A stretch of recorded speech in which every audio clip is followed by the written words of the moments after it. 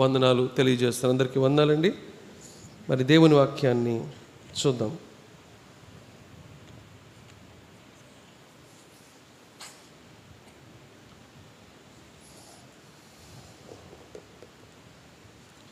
యాకోబు రాసిన పత్రిక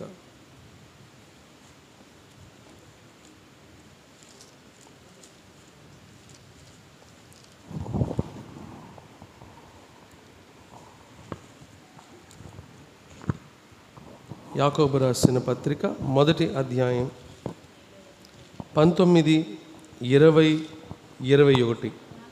నా ప్రియ సహోదరులారా, నా ప్రియ సహోదరులారా, మీరు ఈ సంగతి ఎరుగుదురు గనుక, నా ప్రియ సహోదరులారా, మీరు ఈ సంగతి ఎరుగుదురు గనుక ప్రతి మనుష్యుడు వినుటకు వేగిరపడువాడును, ప్రతి మనుష్యుడు వినుటకు వేగిరపడువాడుగాను, మాటలాడుటకు నిదానించువాడుగాను, కోపించుటకు నిదానించువాడనై ఉండవలెను. ఎందుకనగా నరుని కోపము దేవుని నీతిని నెరవేర్చదు. చాలమ్మ. హల్లెలూయా. దేవుని వాక్యం ఒక మాట తెలియపరుస్తుంది. My dear brothers and sisters, take note of this అని కాలన్ రాయబడి ఉంది. టేక్ నోట్ ఆఫ్ దిస్ అంటే దీన్ని జాగ్రత్తగా గుర్తుపెట్టుకోండి. Take a note of this అని చెప్పానంటే దీన్ని మీరు జాగ్రత్తగా గుర్తుపెట్టుకోండి. దేవుని బిడ్డలతో దేవుడు చెబుతున్న మాట. Take note of this. ఇప్పుడు నేను ఏదైతే చెప్పబోతున్నానో ఆ విషయాన్ని మీరు జాగ్రత్తగా నోట్ చేసుకోండి.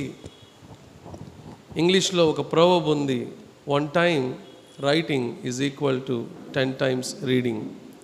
ఒకసారి రాస్తే 10 సార్లు చదివిందంతో సమానం అంట. కాబట్టి దేవుని మాటలను కనుక మీరు రాసుకోవడం అలవాటు చేసుకుంటే అది మీ హృదయంలో స్థిరపరచబడుతుంది. ఓకే, సో దేవుని వాక్యం కూడా తెలియపరుస్తుంది. Take note of this. దీన్ని రాసి పెట్టుకోండి. ఏం రాసి పెట్టుకోవాలంట? Everyone should be quick to listen. ప్రతి ఒక్కరు కూడా వినుటకు వేగిరపడువాడును. చదవండి. ప్రతి మనుష్యుడు వినుటకు వేగిరపడువాడును. ప్రతి మనుష్యుడు వినుటకు వేగిరపడాలంట. ఎందుకు ఈ మాట చెప్తున్నారంటే చాలామంది తొందరపాటు వినరు. అవతల వాళ్ళు చెప్పేది వినరు. వీళ్ళు ఏం చెప్పాలనుకున్నా చెప్పేయాలి ముందు, లేకపోతే కడుపు నొప్పి వచ్చేస్తాయి వీళ్ళకి. ముందు వీళ్ళు చెప్పేసేయాలి, ముందు వీళ్ళు అనేసేయాలి, ముందు మాట్లాడేసేయాలి. కానీ దేవుని బిడ్డలమైన మనము నేర్చుకోవాల్సింది ఏమిటి అని చెప్పనంటే వినడం నేర్చుకోవాలంట. అవతల వాళ్ళు ఏం చెబుతున్నారో ముందు వినాలంట. అన్నిటికీ మించి దేవుని మాట వినడం నేర్చుకోవాలి. ఏం నేర్చుకోవాలండి? ఒక విషయంలో తొందరపడే ముందు, ఒక విషయంలో తొందరపడి మాట్లాడబోయే ముందు, ఒక విషయంలో తొందరపడి నిర్ణయం తీసుకునే ముందు, ఒక విషయంలో తొందరపడి పనిచేసే ముందు దేవుని మాట వినడం నేర్చుకోవాలి. అలాగే ఎదుటి వాళ్ళు కూడా మనతో ఏం చెబుతున్నారో వినడం నేర్చుకోవాలి. అందుకనే మాట్లాడే విషయంలోనేమో నిదానించమని చెప్పని రాయబడి ఉంది, వినే విషయంలోనేమో వేగిరపడమని చెప్పని రాయబడి ఉంది. దేవుని బిడ్డలకు ఇవ్వబడిన ఇన్స్ట్రక్షన్స్ ఇవి. వినే విషయంలో వేగిరపడాలంట. ప్రియ సహోదరి, యెషయా గ్రంథం 55వ అధ్యాయంలో కనుక మనం చూసినట్లయితే ఈ విధంగా రాయబడి ఉంది. యెషయా గ్రంథం 55వ అధ్యాయం. చెవియొగ్గి నా యొద్దకు రండి, మీరు వినిన ఎడల మీరు బ్రతుకుదురు. వినడానికి దేవుని దగ్గరికి వెళ్ళాలంట. ముందు ఎవరి దగ్గరికి వెళ్ళాలి?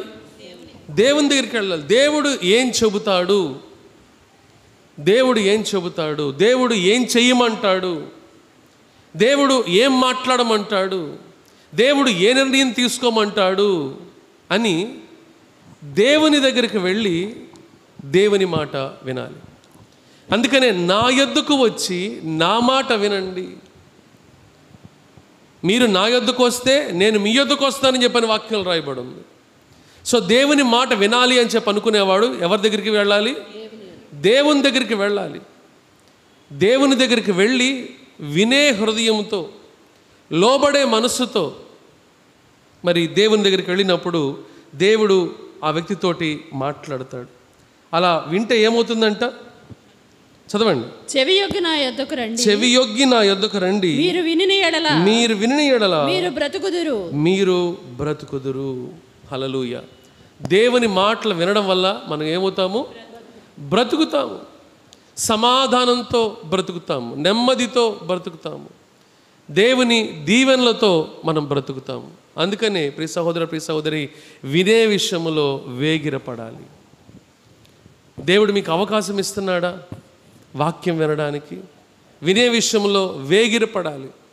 ఆ వాక్యం నిన్ను బ్రతికించడం మాత్రమే కాదు, నిన్ను బ్రతికించడానికి అవసరమైన విశ్వాసాన్ని కూడా ఇస్తుంది. వినుట వలన విశ్వాసం కలుగునని చెప్పని రాయబడి ఉంది కదా. కాబట్టి దేవుని మాటలు విన్నప్పుడు ఆ మాటలు మనలో విశ్వాసాన్ని క్రియేట్ చేస్తాయి. ఆ విశ్వాసం మనల్ని బ్రతికే విధంగా సహాయం చేస్తాయి. కాబట్టి వినే విషయంలో వేగిరపడాలంట, మాట్లాడే విషయంలో నిదానించువాడు. ఇంకా దీన్ని చెప్పాలంటే మాట్లాడే విషయంలో జాగ్రత్త కలిగి ఉండాలి. ఎందుకని? మనిషి ఏమైనా మాట్లాడగలడు. దేవుని మాట వినకపోతే, ఎదుటి వాళ్ళ మాట వినకపోతే ఏమైనా మాట్లాడగలడు. చాలా చోట్ల చూడండి, ఎదుటి వాళ్ళు ఏం చెబుతున్నారో వినరు. కొంతమంది మాట్లాడుతూ ఉంటే వన్ సైడెడే. ఇక రెండో వాళ్ళు ఏం చెబుతున్నారు వినరు వీళ్ళు. అది భార్యాభర్తలు కావచ్చు, లేకపోతే కుటుంబంలో అన్నదమ్ములు కావచ్చు, అక్క చెల్లెలు కావచ్చు, బంధువులు కావచ్చు, స్నేహితులు కావచ్చు.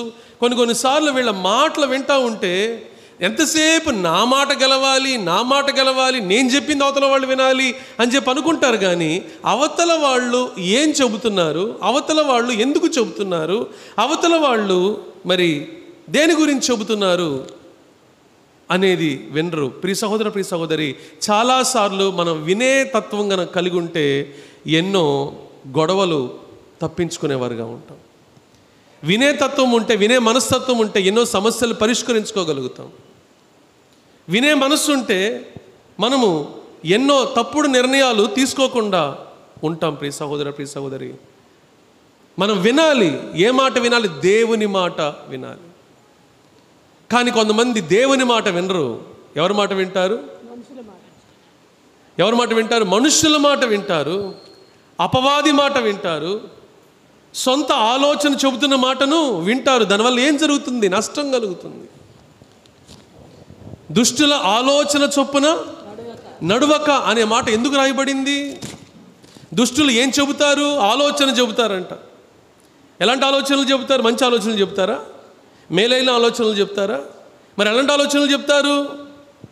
కూల్చే ఆలోచనలు, విరిచే ఆలోచనలు, నాశనం చేసే ఆలోచనలు, అవిధేయమైన ఆలోచనలు, స్వార్థపూరితమైన ఆలోచనలు చెబుతారు. ఎవరు? దుష్టులు.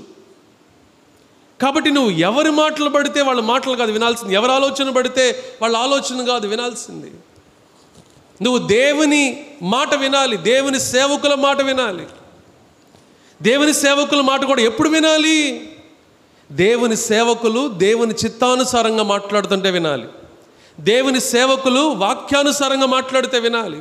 దేవుని సేవకులు దేవునికి అనుకూలముగా, అంగీకారముగా మాట్లాడితే వినాలి. అంతేగాని ఏది పడితే అది దేవుని సేవకులు కూడా మాట్లాడినా సరే అది వింటే నష్టపోతాం. ప్రియ సహోదర, ప్రియ సహోదరి,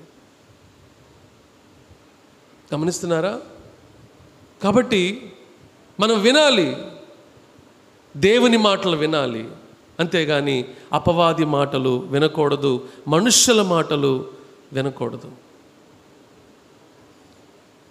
మనుషుల మాటలు వింటే తీవ్రంగా నష్టపోతాం. దేవుడు చెబుతున్నాడు, దుష్టుల ఆలోచన చొప్పున నడువక, పాపుల మార్గం నిలువక, అపహాసకులు కూర్చుండు చోటన కూర్చుండక. అపహాసకులు ఏం చేస్తారు? అపహాస్యం చేస్తూ ఉంటారు.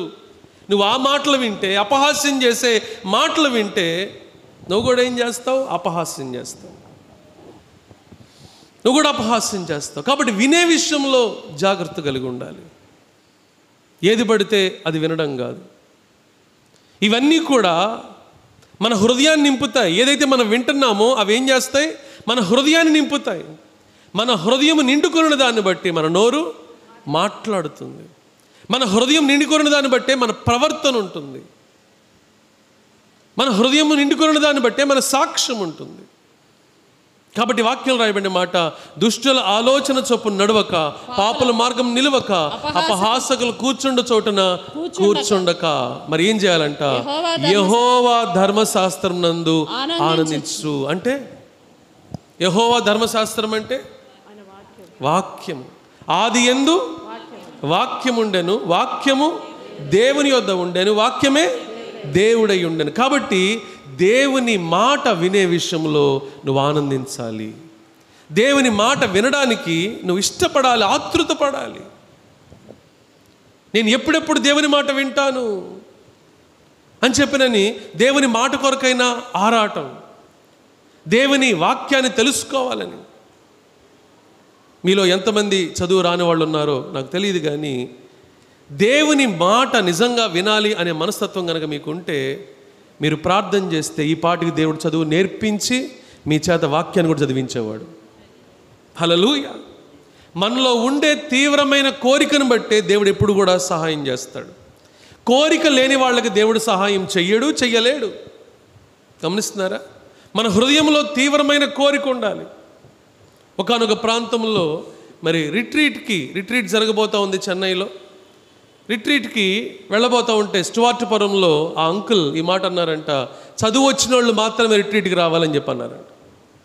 ఉద్దేశపూర్వకంగానే అన్నారు ఆయన మాట. చాలామంది కష్టం వేసింది. ఏమంటే దేవుని సేవకులు, ముఖ్యంగా దేవుని మాటలు ఉన్నట్లుగా అందించేవాళ్ళు కొంచెం గద్దించి మాట్లాడుతున్నారంటే, కొంచెం గట్టిగా చెప్తున్నారంటే అది మేలైతేనే చెబుతారు. ఆ విషయం మర్చిపోవద్దు. కానీ వాళ్ళలో కొంతమంది అఫెండ్ అయ్యారు. అఫెండ్ అవడం అంటే, ఏంటి ఇలా మాట్లాడుతున్నారు, ఏంటి అంటే చదువు రాకపోతే రాకూడదా, ఇదేం బాధండి. కానీ వాళ్ళల్లో ఒక ఆవిడ అలా ప్రార్థన చేయలేదు. ప్రభువా, నేను రిట్రీట్కి ఎలాగైనా సరే వెళ్ళాలి, అలా వెళ్ళినట్లుగా నీ వాక్యాన్ని నేను నేర్చుకోవాలి ప్రభువా, నాకు చదువు నేర్పించు ప్రభువా అని ప్రార్థన చేసింది. హల్లెలూయా. అందరూ విన్నారు, కానీ అందరూ ఒకేలా స్పందించలా. సణిగిన వాళ్ళు ఉన్నారు, పేర్లు పెట్టిన వాళ్ళు ఉన్నారు, లేకపోతే తప్పుగా మాట్లాడిన వాళ్ళు ఉన్నారు. కానీ సేవకుని మాటకు లోబడి నాకు నేర్పించు ప్రభు అంటే ఆమె ఒక్కదానికి ప్రభు చదువు నేర్పించాడు. హల్లెలూయా. ఆమె వెళ్ళగలిగింది, మిగతా వాళ్ళు వెళ్ళలేకపోయారు. ప్రియ సహోదరు, ప్రియ సహోదరి, నీలో ఉండే కోరికను బట్టి దేవుడు కార్యం చేస్తాడు.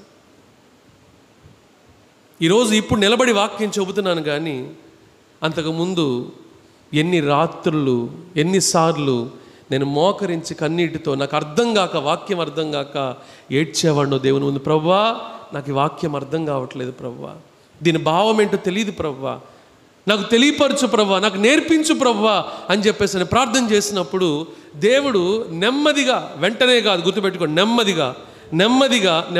నెమ్మదిగా దాని మీద గ్రహింపు ఇవ్వడం మొదలుపెట్టాడు. ఈరోజు మీకు వాక్యం చెప్పి నేను నోట్స్ రాసుకొని మీకు వాక్యం చెప్పను నేను. దానికి కారణం ఏంటంటే వాక్యం చెబుతూ ఉండగానే ఆ వాక్యాన్ని బయలుపరుస్తూ ఉంటాడు ప్రభు, నాకు ఏ వాక్యం చెప్పాలనేది. ఇది ఎక్కడి నుండి వచ్చింది? ప్రార్థన. నాకు తెలియదు ప్రభువా వీళ్ళకి ఏం చెప్పాలో, నాకు తెలియదు ప్రభువా వీళ్ళు ఏ అవసరతలో ఉన్నారో, నాకు తెలియదు ప్రభువా వీళ్ళు ఏం ఆలోచిస్తున్నారు, మనకు తెలియదు కదా. ఏది పడితే అది నేను చెప్పుకుంటా వెళ్ళిపోవడం కాదు కదా. సంఘంలో ఉన్న అవసరతను బట్టి కదా మాట్లాడాలి.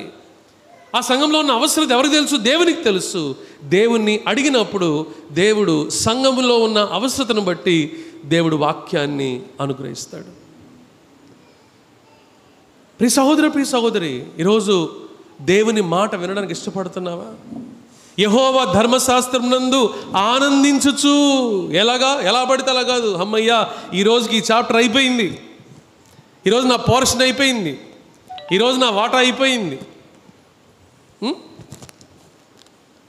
అలా కాదు. ఆనందించాలంటే దాంట్లో నేను చదువుతున్న దాంట్లో నిజంగా ఈ దేవుని మాట కనుక మరి ఆ మాట వినడం వల్ల, ఆ మాట విధేయత చూపించడం వల్ల నాకు మేలు కలుగుతుంది అనే ఉద్దేశంతో సంతోషముతో వాక్యాన్ని చదవాలి. తలనొప్పితో కాదు, విసుగుదలతో కాదు, నిర్లక్ష్యముతో కాదు. ఇది దేవుని మాట. బ్రదర్ భక్సింగ్ గారు ఒక మాట చెప్పారు, నాకు బాగా నచ్చింది. నేను కూడా పాటిస్తాను. అప్పుడప్పుడు కొన్నిసార్లు నా కాళ్ళు నొప్పులు వచ్చినప్పుడు నేను చేయలేను, కానీ ఎక్కువ శాతం ఆయన బుక్లో రాసిన మాట ఏమిటంటే, కొంతమంది బెడ్ మీద కూర్చొని చదువుతారు బైబిల్, కొంతమంది కాలు మీద కాలు వేసుకొని కూర్చొని చదువుతారు బైబిల్, ఇంకొంతమంది టీ తాగుతా కాఫీ తాగుతా చదువుతారు బైబిల్. అంటే నువ్వు దేవునికి ఎలాంటి మర్యాద ఇస్తున్నావో అది తెలియపరుస్తుంది. బైబిల్ చదివేటప్పుడు ఎప్పుడు మోకరించి బైబిల్ చదవండి అని నాకు నేర్పించాడు ఆయన, నా గురు. హల్లెలూయా. నేను అలా చదవడం నేర్చుకున్నాను. నాకు అలా చదవడం ఇష్టం. అలా చదివినప్పుడు దేవుణ్ణి గౌరవిస్తున్నాం మనం. దేవుని మాట, అది ఎవరి మాట? మనుషుల మాట కాదు ప్రియ సహోదరు, ప్రియ సహోదరి. నిన్ను నన్ను బ్రతికించే మాట, మీకు నాకు మేలు చేసే మాట, మిమ్మల్ని నన్ను నడిపించే మాట. మోకరించటం దేన్ని సూచిస్తుంది? విధేయతను సూచిస్తుంది, భయభక్తుల్ని సూచిస్తుంది, దేవుని మీద ఆధారపడటాన్ని సూచిస్తుంది. దేవుడు ఒక రాజు అని, ఒక ప్రభు అని దేవునికి ఇవ్వాల్సిన గౌరవాన్ని అది తెలియపరుస్తుంది. అందుకని మందిరంలో ఉన్నప్పుడు ఎవరు కాలు మీద కాలు వేసుకోవడం కానీ, ఎలా పడితే అలా కూర్చోవడం కానీ చేయకూడదు. ఏమంటే కలెక్టర్ గారి ముందు కాలు మీద కాలు వేసుకోండి, కలెక్టర్ గారి దగ్గర ఎందుకు? ఏమంటారు వీళ్ళని? కౌన్సిలర్ అనేది కార్పొరేటర్ గారి ముందు వేసుకోండి, కాలు మీద కాలు వేసుకొని కూర్చోండి. ఎలా పడితే అలా కూర్చోకూడదు. దేవుని సన్నిధిలో జాగ్రత్తగా చక్కగా నిటారుగా అలర్ట్గా నేను దేవుని మాటలు వింటున్నాను అనే మనస్తత్వంతో జాగ్రత్తగా కూర్చోవాలి. అంతేగాని ఎలా పడితే అలాగా కూర్చోవడం, ఎలా పడితే అలా వినడం, ఇలా చేస్తే నీకు దేవుని వాక్యం ఎక్కదు లోపలికి ప్రియ సహోదరుడు. ఎందుకంటే నిర్లక్ష్యముగా ఉండే నీతోటి దేవుడు ఎందుకు మాట్లాడాలి? Very simple. నువ్వు లేవలేని పరిస్థితుల్లో ఉండి దేవుడు అర్థం చేసుకుంటాడు. దాని గురించి మాట్లాడటల్లా. ఏ పక్షవాతమో వచ్చి మంచం మీద పడిపోయి లేవలేక, ప్రభువా నేను ఇలా బెడ్ మీద ఉన్నాను, పడుకున్నాను కాబట్టి ఇలా చదువుతున్నాను అంటే దట్స్ ఓకే. కాళ్ళు బాగానే ఉన్నాయి, చేతులు బాగానే ఉన్నాయి, ఒంట్లో ఆరోగ్యం బాగానే ఉంది, అన్నీ బాగుండి కూడా బెడ్ మీద కూర్చొని బైబిల్ చదవటాలు, మందిరంలో ఉన్నప్పుడు కాలు మీద కాలు వేసుకొని కూర్చోడాలు, లేకపోతే ఎలా పడితే అలా కూర్చోడాలు, ఇవన్నీ కూడా అగౌరవాన్ని సూచిస్తున్నాయి. అగౌరవం ఉన్న చోట ప్రభు ఉండడు. అందుకని నేను చెబుతూ ఉంటాను కొన్నిసార్లు బైబిల్ స్టడీలో కానీ, అమ్మ జాగ్రత్తగా కూర్చోండి, కాళ్ళు కింద పెట్టి కూర్చోండి, జాగ్రత్తగా కూర్చోండి అని చెప్పడం గల కారణం అదే. ఎందుకంటే మీరు నాకు కాదు గౌరవం ఇస్తుంది, ప్రభువుకు గౌరవిస్తున్నారు. హల్లెలూయా, హల్లెలూయా. కాబట్టి ప్రియ సహోదరి, యెహోవా ధర్మశాస్త్రం నుండి ఏం చేయాలంట? ఆనందించాలి. వారం నువ్వు దేవుని సన్నిధికి వస్తున్నావు అని చెప్పండి, ఆనందంగా రావాలి. నేను దేవుణ్ణి కలుసుకోబోతున్నాను. చూడండి 84వ కీర్తన చూడండి, మొదటి 3 వచనాలు చదవండి ఏమనుందో. 84వ కీర్తన మొదటి 3 వచనాలు. భూమియు అమ్మా చదవమ్మా. సైన్యములకు అధిపతియగు యెహోవా నీ నివాసములు ఎంత రమ్యములు. యెహోవా మందిరావరణములను చూడవలనని నా ప్రాణము ఎంతో ఆశపడుచున్నది. అది సొమ్మసిల్లుచున్నది. జీవము కలిగిన దేవుని దర్శించుకొనుటకు నా హృదయమును నా శరీరమును ఆనందముతో కేకలు వేయుచున్నవి. హల్లెలూయా. నా హృదయము నా శరీరము ఆనందంతో కేకలు వేస్తున్నాయి. ప్రియ సహోదరు, దేవుని సన్నిధికి ఇలా వస్తున్నావా? ఏమండి, ఆఫీస్కి వెళ్ళాలంటే మీరు ఎన్ని గంటలకు బయలుదేరతారు చెప్పండి? మీరు ఆఫీస్కి వెళ్ళాలంటే ఎన్ని గంటలకు బయలుదేరతారు? అంటే అందరూ ఆఫీస్కి వెళ్ళరేమో. సరే, మీరు ఏదన్నా ఒక ప్రోగ్రాం ఉంది, లేకపోతే ఒక పని ఉంది, ఆఫీస్ ఉంది, లేకపోతే స్కూల్ ఉంది, ఎన్ని గంటలకు బయలుదేరతారు? ఎప్పటి నుండి సిద్ధపడతారు చెప్పండి అమ్మా? సరే, 9 గంటలకు ఆఫీస్ అనుకుందాం. ఎప్పటి నుండి సిద్ధపడతారు? 8:15 నుంచా? 8 గంటలకు వస్తావా? మరి ఎప్పటి నుంచి సిద్ధపడతారు? 5 గంటల నుండి సిద్ధపడతారా? ఓకే, మీరు బాగా ఎక్కువ సిద్ధపడతారు అనుకుంటా. Okay, very good. ఇంకా 7 గంటల నుండి సిద్ధపడతారు. అంటే కనీసం కొన్ని గంటల ముందు నుంచే ప్రిపరేషన్, కొన్ని గంటల ముందు నుంచే నేను ఎక్కడికి వెళ్ళాలి అనే దాని గురించి సిద్ధపడి ఆ సమయానికల్లా నేను వెళ్ళాలి అని చెప్పినని ఆలోచిస్తారు. అంతేనా? ఎవరిని కలుసుకోవడానికి వెళ్తున్నాం మనము? జీవము కలిగిన దేవుణ్ణి కలుసుకోవడానికి వెళ్తున్నాము. హల్లెలూయా. ఆ జీవము కలిగిన దేవుని కలుసుకోవడానికి వెళ్ళేటప్పుడు ఎలా వెళ్ళాలి? సిద్ధపడి వెళ్ళాలి. ఎందు గురించి? నేను ప్రభువుని కలుసుకోబోతున్నాను, ఆయన మాటలు వినబోతున్నాను. ఎవరి మాటలు? ఆయన మాటలు. నువ్వు త్వరగా వచ్చి ఏం చేయాలి? ప్రార్థన చేయాలి. ప్రార్థన నీ హృదయాన్ని సిద్ధపరుస్తుంది. ప్రియ సహోదరుడా, ప్రియ సహోదరి, నేను వెళ్ళే మందిరంలో ప్రభు నాకు నేర్పించిన ఒక క్రమశిక్షణ పాఠం ఏంటి అని చెప్పనంటే, ముందు వెళ్ళి ప్రార్థనతో సిద్ధపడాలి. పరిచర్య చేసేవాళ్ళు కానీ, మైకులు పెట్టేవాళ్ళు కానీ, మ్యూజిక్ ప్లే చేసేవాళ్ళు కానీ, పాటలు పాడేవాళ్ళు కానీ, ప్రతి ఒక్కళ్ళు కూడా ముందు ఉండాలి. నెంబర్ 1. నెంబర్ 2, ప్రార్థన చేయాలి. అందరూ ప్రార్థన చేస్తారు. ఇలా గుంపుగా కూడి, రౌండ్గా కూడి ప్రార్థన చేస్తారు. ప్రార్థన చేసి అప్పుడు సిద్ధపడతారు. ఒక చిన్న పని చేయాలని చెప్పన్నా సరే, మందిరంలో ఒక చిన్న పని చేయాలని చెప్పన్నా సరే, దాని కొరకు ప్రార్థన చేస్తారు. ఎందు గురించి? ఇది దేవుని పని, మనుషుల పని కాదు. హల్లెలూయా. నువ్వు దేవుని దగ్గరికి వస్తున్నప్పుడు కూడా అదే ప్రకారంగా నువ్వు సిద్ధపడి వచ్చి నువ్వు ప్రార్థన చేసుకున్నప్పుడు ఏమవుతుంది? నీ హృదయము సిద్ధపడుతుంది. నీ హృదయం సిద్ధపడుతుంది. జీవము కలిగిన దేవుని మాటలు వినడానికి నీ హృదయం సిద్ధపడుతుంది. అందుకనే ఆ కీర్తనకారుడు అంటాడు కదా, నా హృదయము నా శరీరము. అమ్మా చదువు. నా హృదయము నా శరీరము ఆనందముతో. ఎందుకు? నా ప్రభువుని కలుసుకున్నాను. నేను నా ప్రభువుని కలుసుకున్నాను, దర్శన భాగ్యం పొందుకుంటాను, నేను స్వరాన్ని వినబోతున్నాను. ఆనందముతో కేకలు వేయుచున్నది. చదవమ్మా.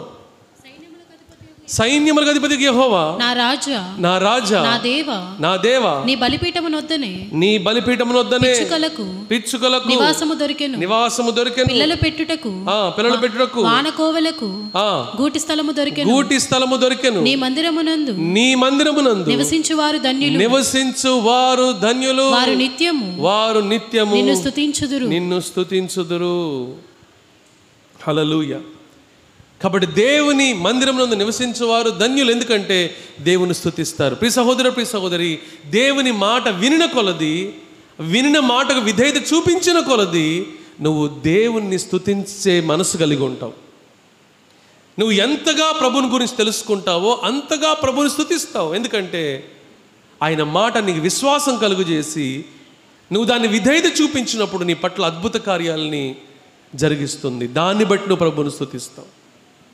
అందుకనే యెహోవాను రుచి చూచి తెలుసుకొనుడి అని చెప్పనే మాట రాయబడి ఉంది. గమనిస్తున్నారా? కాబట్టి యెహోవా ధర్మశాస్త్రమునందు ఆనందించుచు దివారాత్రములు దానిని ధ్యానించువాడు ధన్యుడు. 1 వాక్యములో ఆనందించాలంట, 2 ధ్యానించాలంట. మనం దేని గురించి ధ్యానిస్తాం? సాధారణంగా మన సమస్యల గురించి ధ్యానిస్తాం కదా. మన సమస్యల గురించి ధ్యానిస్తాం. ఇంకా దేని గురించి ధ్యానిస్తాం? మనల్ని ఎవరైనా ఏమనంటే ఇక దాని గురించి ధ్యానిస్తాం బాగా. మనసులో అంతా ఇక అవే ఆలోచనలు, అవే ఆలోచనలు, అవే ఆలోచనలు, అవే ఆలోచనలు. కానీ దానివల్ల మనకు మేలు కలగదు. అందుకే దేవుడు తెలియపరుస్తున్నాడు, ఆయన ధర్మశాస్త్రంలో ఆనందించాలి, 2 దివారాత్రములు ఆ వాక్యాన్ని ధ్యానించాలి.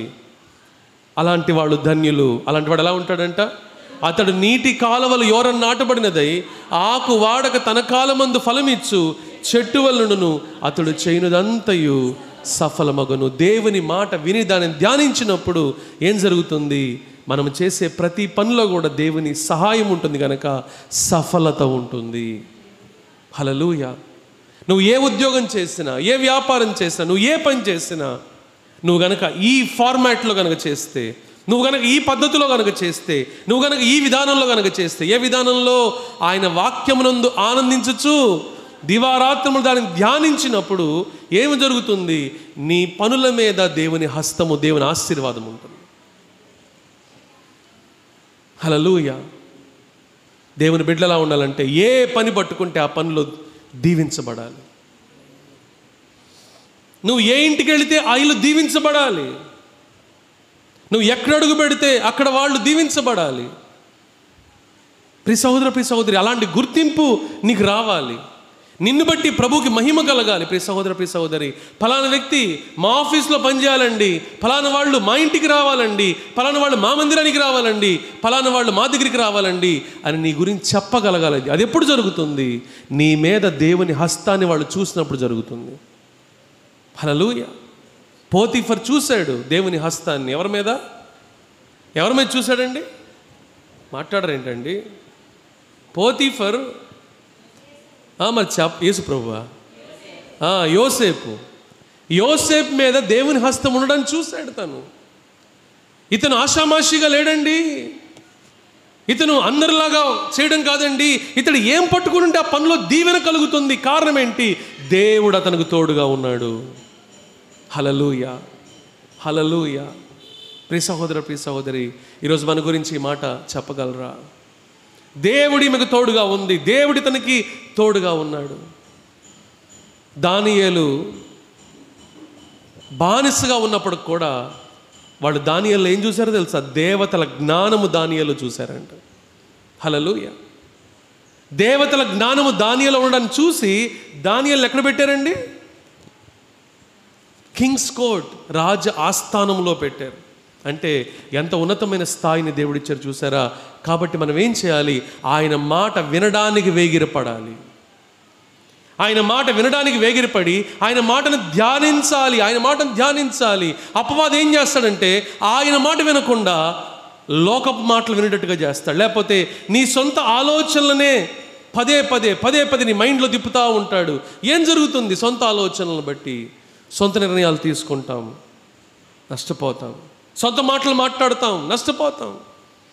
ఎన్ని కుటుంబాల్లో ఒక మాట వల్ల విడిపోయిన వాళ్ళు ఉన్నారు. భర్త తొందరపడి మాట్లాడిన మాట వల్ల పూర్తిగా విడాకులు తీసుకుని విడిపోయిన వాళ్ళు ఉన్నారు. భార్య తొందరపడి మాట్లాడటం వల్ల విడిపోయిన భర్తలు ఉన్నారు. బంధువులు మాట్లాడిన మాటలను బట్టి విడిపోయిన కుటుంబాలు ఉన్నాయి. ఒక మాట ఎంత భయంకరమైందో ఆలోచించండి. ఖడ్గము వంటిది మాట, అగ్ని వంటిది మాట. వాక్యంలో రాయబడిన మాట యాకోబు రాసిన పత్రిక 3వ అధ్యాయంలో ప్రారంభ వచనాల నుంచి కనుక మనం చూస్తే, నా సహోదరులారా, బోధకులమైన మనము, అమ్మ అదేనా? కాస్త కిందకి రావాలి అయితే. అలాగనే నాలుక కూడా అదేనా? కాదమ్మా, 3వ అధ్యాయం 3 నుంచి 5. నాలుక కూడా అనేది 5వ వచనం. అదేలే, ఇదంతా అదేలే. సరే, 5 నుంచి చదవండి. అలాగుననే నాలుక కూడా చిన్న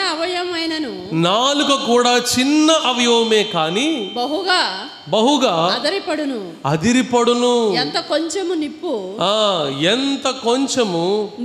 నిప్పు ఎంత విస్తారమైన అడవిని దేంతో పోల్చాడండి? నాలుకని నిప్పుతోటి. అంటే మన నోట్లో ఏముంది? నిప్పు ఉంది. అది నిప్పు పవర్ ఏంటంట? కాల్స్తుందంట. నిప్పు కొంచెమే గాని అది రాజుకున్నప్పుడు ఏమవుతుంది? ఎంత విస్తారమైన అడవిని తగులబెట్టును. Amazon forest తగలబడిపోయినాయి. దేని బట్టి? నిప్పును బట్టి రాజుకున్నాయి, తగలబడిపోయింది. ఎన్నో జీవాలు చచ్చిపోయింది. ప్రియ సహోదరి, నాలుక సరిగ్గా లేనప్పుడు కూడా, అంటే మన నోటి మాట సరిగ్గా లేనప్పుడు కూడా ఏం జరుగుతుంది? మన జీవితాలు పాడవుతాయి, గాయాలవుతాయి. ఎదుటి వాళ్ళకి గాయాలవుతాయి, మనకి గాయాలవుతాయి. ఆ ప్రయత్నంలో ఎదుటి వాళ్ళ మనస్సును విరిచేసే వాళ్ళుగా ఉంటాము, కుటుంబాన్ని కూల్చుకునే వాళ్ళుగా ఉంటాం, భవిష్యత్తు నాశనం చేసుకునే వాళ్ళుగా ఉంటాము. కాబట్టి మాట్లాడేటప్పుడు ఆగండి. భర్త మీద ఏమైనా కోపం వస్తుందా? వెంటనే అనేసేయమాకండి.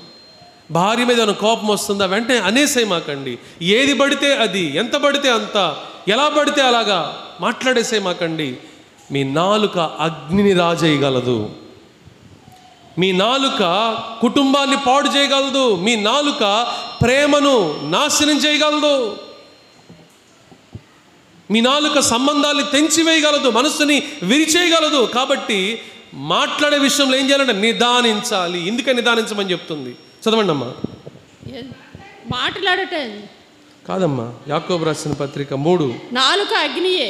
నాలుక అగ్నియే. నాలుక మన అవయవములో ఉంచబడిన పాప ప్రపంచమై సర్వ శరీరమునకు మాలిన్యము కలుగజేయుచు.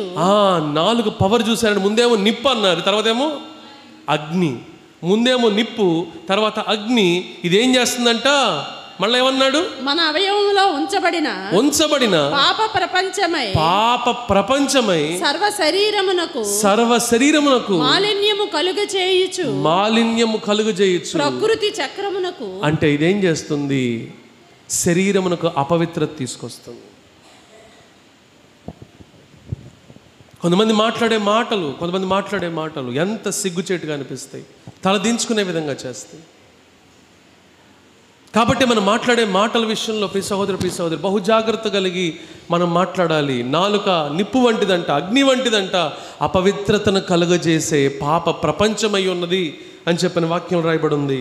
చదవండి. ప్రకృతి చక్రమునకు చిచ్చు పెట్టును, అది నరకము చేత చిచ్చు పెట్టబడును. 9వ వచనం చదవండి.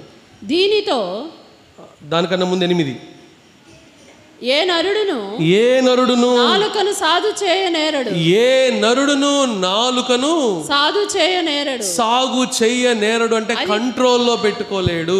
చదవండి. అది మరణకరమైన విషముతో నిండినది. అది నిరర్ధకమైన దుష్టత్వమే. వీటితో తండ్రి అయిన ప్రభువును స్తుతింతుము.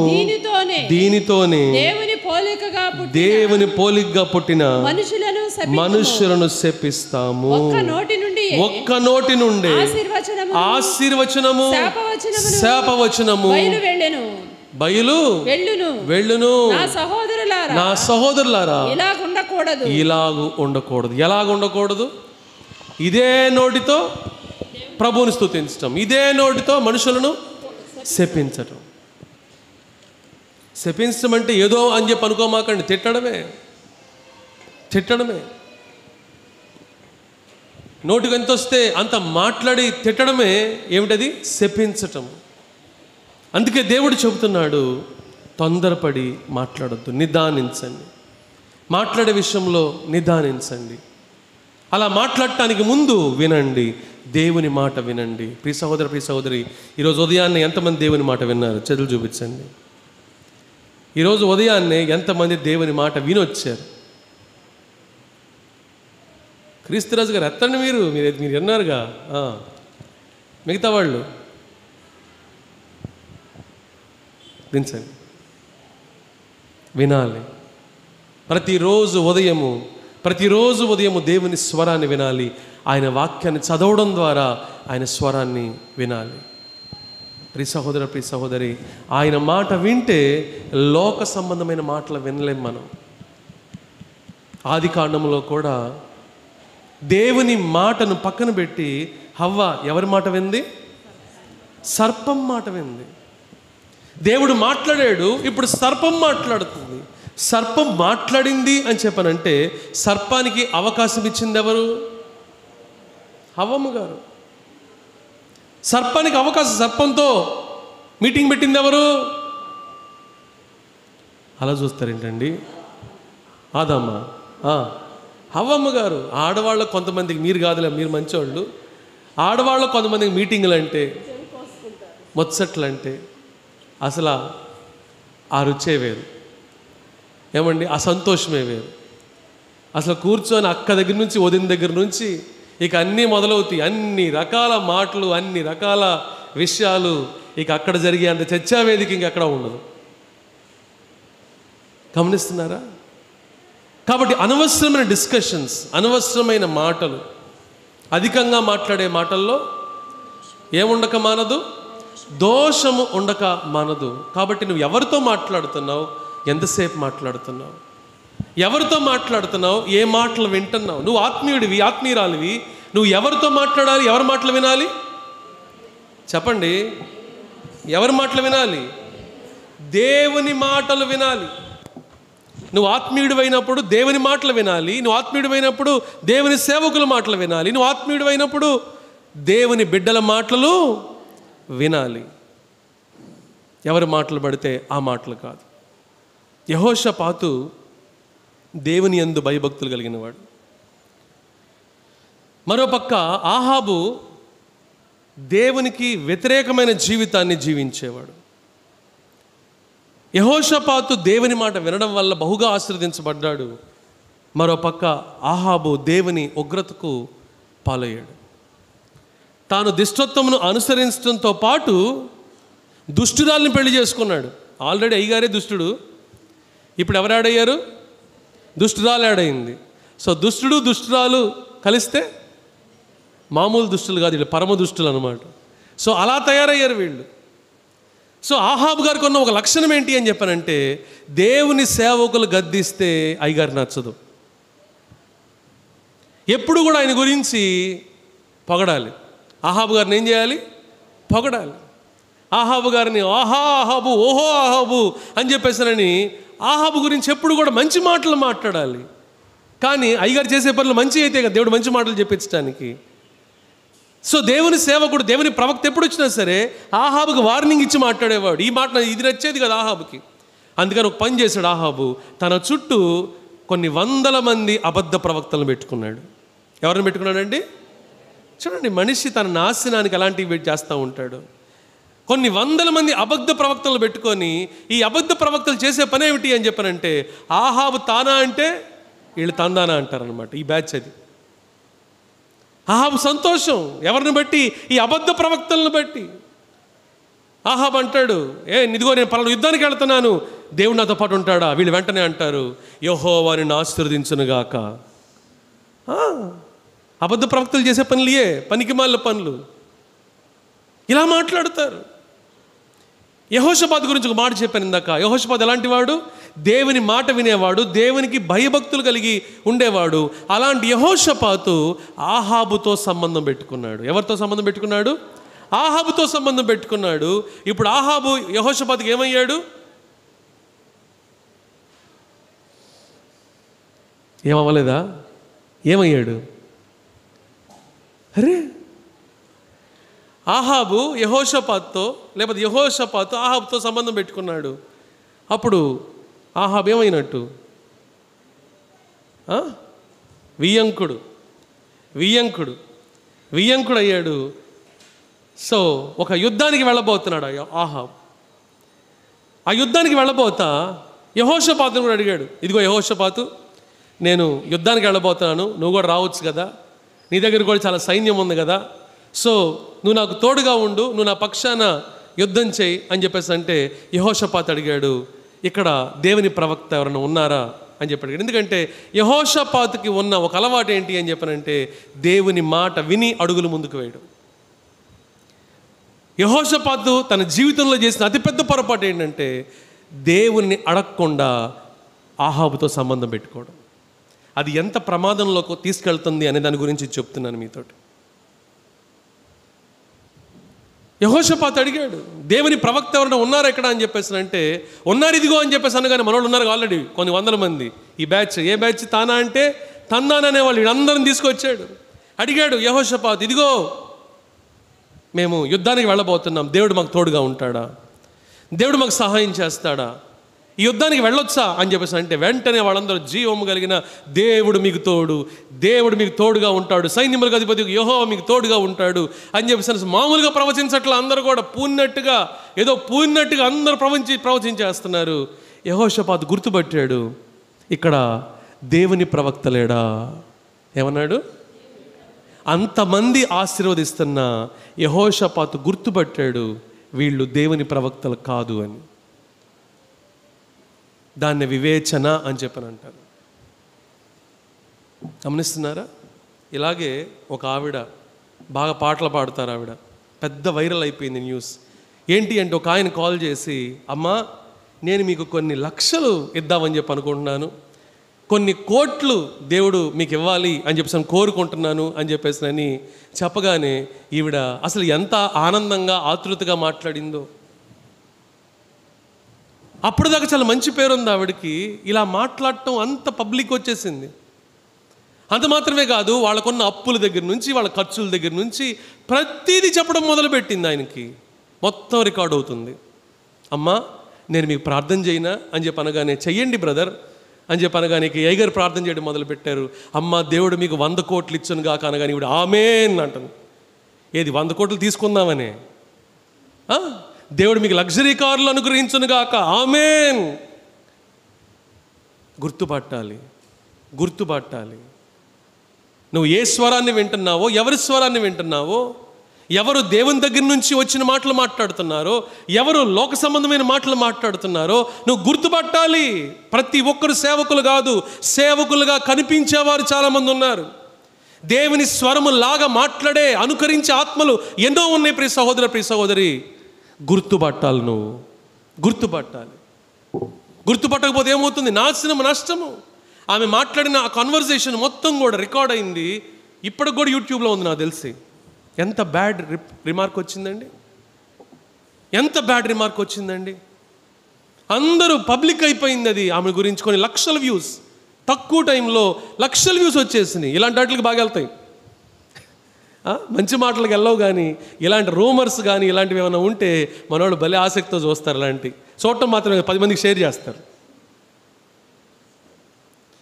గమనిస్తున్నారా? అందుకనే ప్రియ సహోదరు గుర్తుపట్టాలి. దేవుని మాటలేనా ఇవి? ఫలానా వాళ్ళు మాట్లాడుతున్నారు, ఈ మాటలు దేవుని మాటలేనా? నేను అడుగుతాను కొంతమందిని, అమ్మా ఏ మాటలు వినటానికి వెళ్తున్నారమ్మా మీరు దేవుని సన్నిధికి? బాధపడినా పర్లేదు, అడుగుతానని ఈ మాట. ఎందు గురించి అంటే, నువ్వు దేవుని సన్నిధికి వెళ్ళేది, నువ్వు ఇక్కడికైనా సరే దేవుని మాట, దేవుని స్వరం వినేటట్టయితేనే నువ్వు ఏ మందిరానికైనా వెళ్ళాలి. ఎక్కడ పడితే అక్కడికి వెళ్ళటం దేవుని చిత్తము కాదు. మందిరం ఉన్నంత మాత్రాన, మందిరంలో సేవకుడు ఉన్నంత మాత్రాన అక్కడ దేవుని స్వరం ఉందని కాదు. దేవుని స్వరము నీ హృదయాన్ని మండిస్తుంది. దేవుని స్వరము నిన్ను దేవుని ఎదుట విరిగి నలిగిన హృదయంతో తగ్గించుకునే విధంగా చేస్తుంది. పరిశుద్ధుడిగా, పరిశుద్ధురాలుగా మారుస్తుంది. దేవుని చిత్తములో, దేవుని మార్గంలో నువ్వు నడిచే విధంగా చేస్తుంది. నీ జీవితాన్ని క్రమపరుస్తుంది. నీ జీవితాన్ని దేవునికి ఇష్టనిగా మారుస్తుంది. నీకు అర్థమైపోద్ది. నీ జీవితం మారుతుంటే నీకు అర్థమైపోద్ది. ప్రియ సహోదరు గుర్తుపట్టాలి. యెహోషాపాతు గుర్తుపట్టాడు. ఇక్కడ దేవుని ప్రవక్త లేడా అని చెప్పనంటే వెంటనే ఆహాబు గారు అన్నారు, ఒక్కడున్నాడండి. ఏమిటంట? 100 మంది అబద్ధ ప్రవక్తలు ఉన్నారు, ఒక్కడున్నాడండి. ఆ ఒక్కడు ఎలాంటి వాడో తెలుసా? ఎప్పుడు నా గురించి మంచి మాట్లాడండి. ఎప్పుడు చూడ ఆ నోటి వెంట నువ్వు అలా అయిపోతావు, ఎలా అయిపోతావు అని చెప్పేసి అని మాట్లాడుతున్నాడండి. ఒకే ఒక్కడున్నాడండి. 100 మంది మధ్యలో ఒక్క దేవుని ప్రవక్త ఉన్నాడంట. ప్రియ సహోదరి, ఎంత భయంకరం, ఎంత భయంకరం. ఆహాబ్ అన్నాడు, ఆ ఒక్క దేవుని ప్రవక్తను పిలవండి, ఆ ఒక్క దేవుని ప్రవక్తను పిలవండి, అతను ఏం చెప్తాడో విందామని చెప్పేసానని పిలవగానే ముందు ఆ దేవుని ప్రవక్త కూడా ఆహాబుకు అనుకూలంగా చెబుతాడు. అప్పుడు యెహోషాపాతు అడుగుతాడు, నువ్వు దేవుని ఎదుట నిజం మాట్లాడు, దేవుడు ఏం చెబుతున్నాడని చెప్పేసి అంటే అప్పుడు ఆ దేవుని సేవకుడు చెప్తాడు, ఆహాబుని దేవుడు అంతమొందించటానికి డిసైడ్ చేశాడు. ఎంత భయపడాలండి ఆ మాట విని, ఎంత భయపడాలండి. దుష్టుల సాంగత్యం మనిషిని ఏం చేస్తుందో అది చూడండి ఒకసారి. ఆహాబు విన్నాడు ఈ మాట, యెహోషాపాతు విన్నాడు. వింత ఏంటంటే యెహోషాపాతుకి తెలిసి దేవుని మాటని, అయినప్పటికి కూడా ఇతను వియ్యంకుడు అవటం వల్ల వియ్యంకుడు మాటకి లోబడ్డాడు. అందుకే తప్పుడు సంబంధాలు పెట్టుకోకూడదు మనం. నువ్వు బంధువులతో ఉన్నా, స్నేహితులతో ఉన్నా, దేవుని భయం కలిగిన వారి మాట నువ్వు విన్నప్పుడు నీ క్షేమము. మా అమ్మ చెప్పిందండి కాబట్టి ఇలా చేస్తాను, మా నాన్న చెప్పాడు కాబట్టి ఇలా చేస్తాను. నీ ఆత్మీయ జీవితాన్ని పణంగా పెడతావా? నీ కుటుంబ జీవితాన్ని పణంగా పెడతావా? నీ భవిష్యత్తును పణంగా పెడతావా? అందుకని అబ్రహాంతో చెప్పాడు,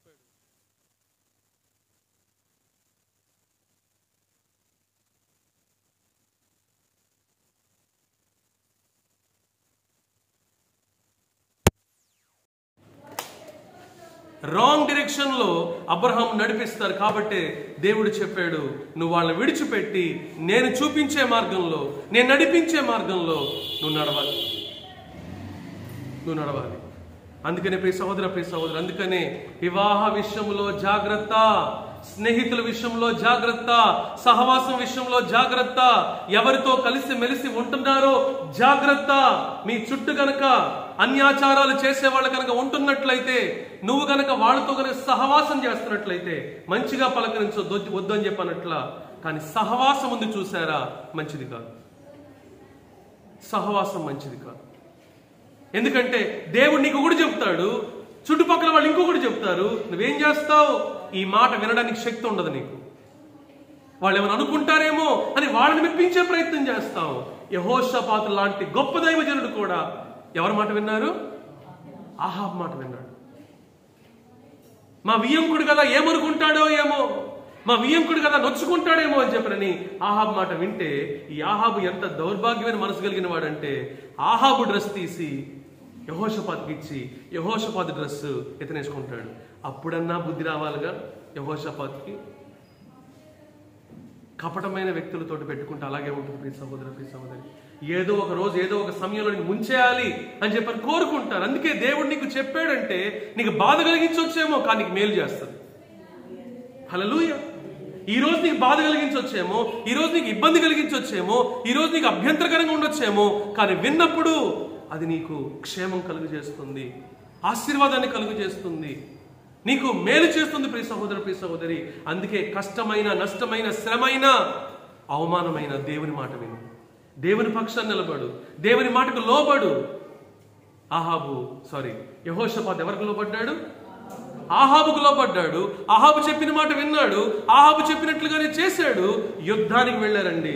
దేవుడు ఆల్రెడీ ముందుగానే గ్రౌండ్ అంతా ప్రిపేర్ చేశాడు. ముందుగా దేవుడు టార్గెట్ ఏంటి? ఆహాబుని ఈ రోజు ఫినిష్ చేసేయాలి.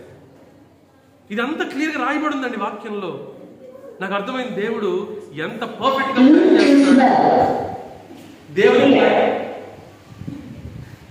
దేవుని ప్లానింగ్ ఎంత పర్ఫెక్ట్ గా ఉంటది అనేది చూస్తేనే నాకు అర్థమైంది.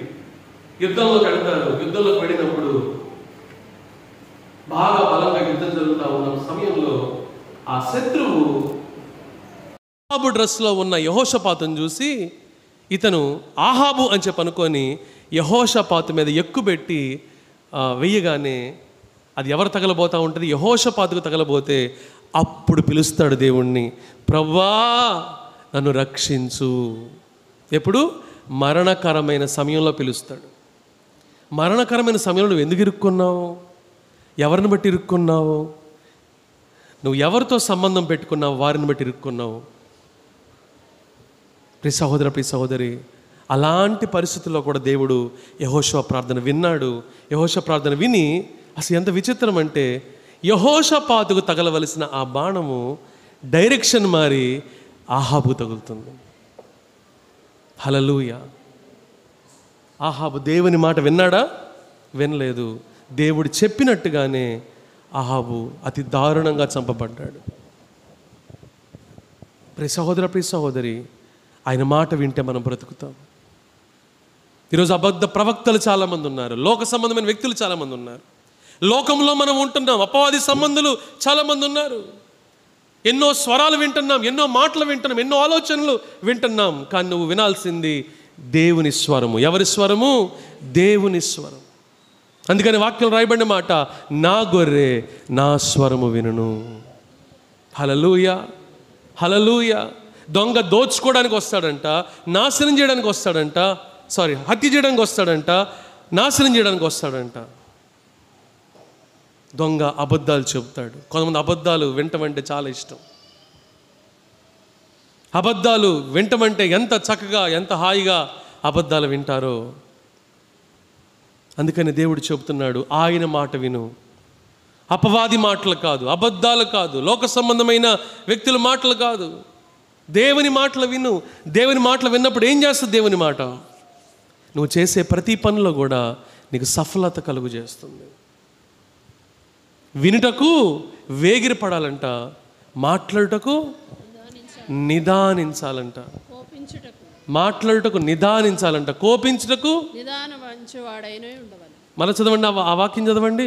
ప్రతి మనుష్యుడు వినుటకు వేగిరపడవలను, మాట్లాడుటకు నిదానించువాడును, కోపించుటకు మాట్లాడటానికి నిదానించాలంట, కోపించటానికి కూడా నిదానించాలంట. చాలాసార్లు ఈ రెండు మిక్స్ అయ్యి వస్తూ ఉంటాయి, కోపము ప్లస్ మాటలు. మోషే లాంటి గొప్ప దైవజనుడు కూడా, దేవునితో సహవాసము సంబంధం కలిగిన గొప్ప దైవజనుడు కూడా తన చుట్టూ ఉన్న పరిస్థితులను బట్టి విసిగిపోయి ఏం చేశాడు? వ్యర్థులారా అని మాట్లాడాడు. కోపంలో మనం ఏం మాట్లాడతామో తెలియదు. కొంతమంది మాట్లాడేసిన తర్వాత బాధపడతారు, అయ్యో నేను మాట్లాడుకున్నా బాగుండేది, అయ్యో దుఃఖపరిచేనే, అయ్యో బాధ పెట్టేనే. ఎందుకు నువ్వు బాధపడాలి? తర్వాత ఎందుకు బాధపడాలి? అనేసి ఎందుకు బాధపడాలి? అందుకే దేవుడు చెబుతున్నాడు, కోపట్ట నిదానించండి. నువ్వు కంట్రోల్ తప్పుతున్నావా? నీ కోపాన్ని దేవునికి అప్పచెప్పాలి. నీ కోప నిమిత్తం ప్రతిరోజు ప్రార్థన చేయాలి. అవసరమైతే నీ కోపం తగ్గకపోతూ ఉంటే ప్రభు సన్నిధిలో ప్రార్థన, ఉపవాసం ఉండి ప్రార్థన చేసి, ప్రవ్వా నాకు ఈ కోపం మీద జయము దయచే ప్రవ్వా అని ప్రార్థన చేస్తే దేవుడు నీ కోపాన్ని తీసివేస్తాడు. ప్రియ సహోదరు, ప్రియ సహోదరి, నీ ఇంట్లో వాళ్ళు ఆశ్చర్యపోవాలి, నీ ఇంట్లో వాళ్ళు ఆశ్చర్యపోవాలి, చుట్టుపక్కల ఉన్న వాళ్ళు ఆశ్చర్యపోవాలి. ఏ నోటితో అయితే నిన్ను గురించి తప్పుగా మాట్లాడారు, అదే నోటితోటి నీ గురించి మంచిగా మాట్లాడగలగాలి. అది కేవలం దేవుని సహాయంతో మాత్రమే జరుగుతుంది. అందుకే దేవుని బిడ్డలకు చెబుతున్న మాట, వినే విషయంలో వేగిరపడాలి. 2, మాట్లాడే విషయంలో, కోప్పడే విషయంలో జాగ్రత్త పడాలి, లేదా నిదానించాలి. ఇలా నిదానించడానికి ఏం చేయాలి? గలతీయులకు రాసిన పత్రిక 5వ అధ్యాయము చూడండి. గలతీయులకు రాసిన పత్రిక 5వ అధ్యాయంలో కనుక మనం చూసినట్లయితే అక్కడ ఒక మాట రాయబడి ఉంది, ఆత్మ శరీరమునకును, శరీరము ఆత్మకును ఒకదానికొకటి వ్యతిరేకముగా ఆత్మానుసారముగా జీవించండి, అప్పుడు మీరు శరీరేచ్ఛలను నెరవేర్చరు. చదవండి. శరీరము ఆత్మకును, ఆత్మ శరీరమునకును విరోధముగా అపేక్షించున్నవి, ఒకదానికొకటి వ్యతిరేకముగా ఉన్నవి గనుక మీరు ఏమి నిశ్చయింతురో వాటిని చేయకుందురు. కొంతమంది మన చుట్టుపక్కల ఉన్న వాళ్ళు కొన్నిసార్లు దూషిస్తూ ఉంటారు. ఇందాక కూడా మేము కారులో వస్తున్నప్పుడు కొన్ని సంఘటనలు చెబుతూ ఉన్నారు క్రీస్తురాజు గారు. మరి చుట్టుపక్కల ఉన్నవాళ్ళు మరి దూషణ మాటలు మాట్లాడుతూ ఉంటే దేవుని ఎరిగిన ఒక వ్యక్తి మౌనంగా, వాళ్ళు ఎన్ని మాటలు మాట్లాడినా, ఎన్ని దూషించని మాటలు మాట్లాడుతున్నా సరే ఆమె మాత్రం మౌనంగా ఉండడాన్ని బట్టి ఎక్కడైతే ఆవిడ గురించి చెడుగా మాట్లాడారో అదే ప్రాంతంలో ఆవిడని దేవుడు ఘనపరిచి ఆశీర్వదించాడు. హల్లెలూయా. రాజ్యమాంటిని గురించి ఇస్తున్న సాక్ష్యం ఆయన చెబుతున్నారు, వీళ్ళ కుటుంబంలో చాలామంది ఉన్నారు బాబు, కానీ ఈమె లాంటి వాళ్ళు ఎవరూ లేరు. సాక్ష్యం అంటే అది. చుట్టుపక్కల వాళ్ళని మాట్లాడవచ్చు, తూలి మాట్లాడవచ్చు. కొంతమంది ఏమంటారంటే వాళ్ళు అన్ని మాటలు మాట్లాడొచ్చా, నేను మాత్రం సైలెంట్గా ఉండాలా? అది అందరు చేసే పనే. నీలో గొప్పతనం ఏముంది? నువ్వు సైలెంట్గా ఉంటేనే కదా నీలో గొప్పతనం ఏంటో తెలిసేది. వాళ్ళు మాట్లాడినట్టుగా నోరు పారేసుకోకపోతేనే కదా నువ్వు దేవుని బిడ్డవని తెలిసేది. వాళ్ళు మాట్లాడినట్టుగా నువ్వు మాట్లాడకపోతేనే కదా నీలో దేవుడు పనిచేస్తున్నాడనే విషయం తెలిసేది. ఇక వాళ్ళకి నీకు డిఫరెన్స్ ఏముంది? వాళ్ళకి మనకు డిఫరెన్స్ ఏముంది? ప్రియ సహోదర, ప్రియ సహోదరి, కొన్నిసార్లు దేవుడు అనుమతిస్తాడు. వాక్యం రాయబడిన మాట ఏంటో తెలుసా? నేను శపించిన వారిని, ఏం చెప్పావమ్మా? నిన్ను శపించిన వారిని ఏం చేయాలి? మీరు ఆశీర్వదించండి. Bless those who curse you. మిమ్మల్ని శపించిన వారిని మీరు ఏం చేయాలి? ఆశీర్వదించాలి. మిమ్మల్ని హింసించిన వారి కొరకు మీరు ప్రార్థన చేయాలి. దేవుడు చెప్పిన విధానం. కానీ లోకం ఏమంటుంది? ఏరా నీకు సిగ్గుందంటరా?